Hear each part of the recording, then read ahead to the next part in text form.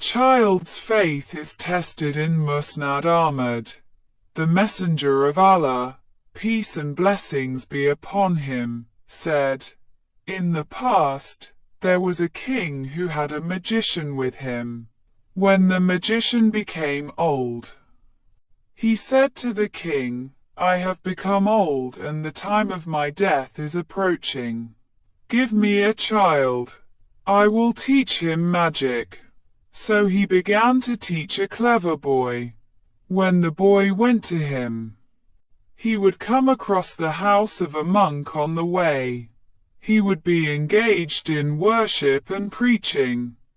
He would also stand and watch his way of worship and listen to his sermons.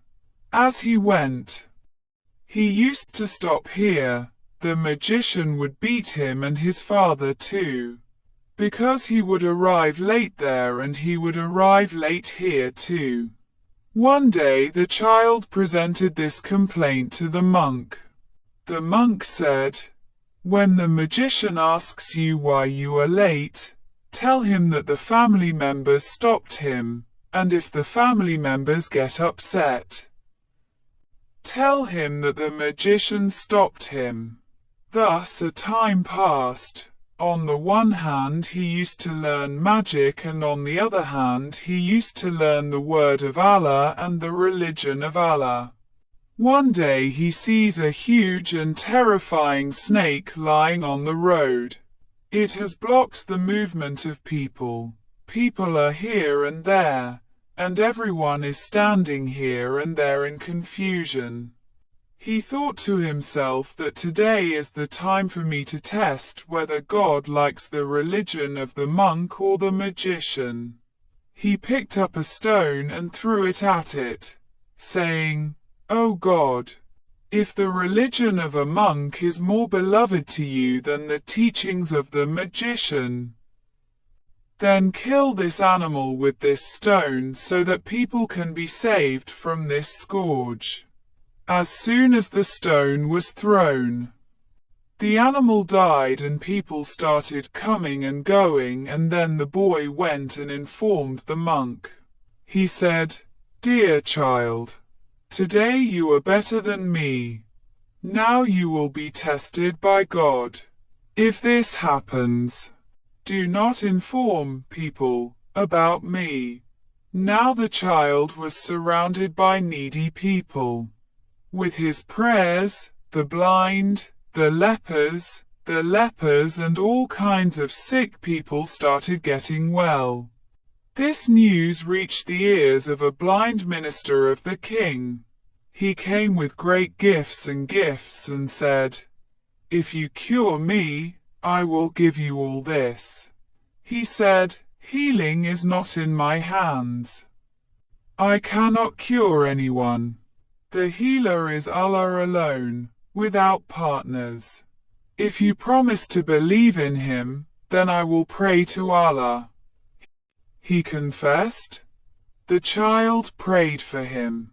Allah healed him. He came to the king's court and started working as he used to before he became blind. His eyes were bright. The king was surprised and asked, 'Who gave you your eyes?' He said, 'My lord.' The king said, 'Yes, I did.' The minister said, 'No, no. My and your lord is only Allah.' Now the king started beating him and giving him various kinds of pain and asked, 'Who taught you this?' Finally, he told him that I had accepted Islam at the hands of this child. He called him and said, 'Now you have become perfect in magic. You have started making the blind see and healing the sick.' He said, 'That is wrong. I cannot heal anyone. I am not a magician. Healing is in the hands of Allah.' He said, 'I am Allah.' He said, 'No.' The king said, 'Then you believe in no other God than me.' He said, 'My and your Lord is Allah.' He now started to punish the child in various ways. He even found out the monk and called the monk and told him to leave Islam. When he refused, the king sought him with a saw. Then he told the young man that you should also renounce Islam. When he refused, the king ordered his soldiers to take him to the top of such and such a mountain. If he renounces Islam after reaching there, it is good, otherwise, they should roll him down. So the soldiers took him to the top of the mountain. When he wanted to push him down, he prayed to Allah, "Oh God, save me from this in any way you wish." With this prayer, the mountain shook and all the soldiers rolled down. Only that child was left. From there he went to the king. The king said, "What happened to all my soldiers?" The child said, "God saved me, they all perished." The king ordered his other soldiers to put him in a boat and throw him into the sea. These people took him away. When they reached the middle of the sea, when they wanted to throw him, they prayed again, "God, save me from them in any way you want." Along with the prayer, the waves rose and all the soldiers drowned in the sea. Only that child remained. Then he came to the king and said, "My Lord saved me, and O king, no matter how many plans you make, you cannot destroy me. There is only one way that I can say, if you do this, my life can be saved." He said, "What is that?" The child said, "Gather all the people in a field. Then crucify me on a palm tree trunk, and string an arrow on a bow and read in the name of Allah, who is the Lord of this child, and shoot the arrow at me. It will hit me and I will die." The king did so. The arrow hit the child's skull. He placed his hand on that place, and he was martyred in the way of God. At the same time, these voices began to be heard from all sides. "We have believed in the Lord of this child."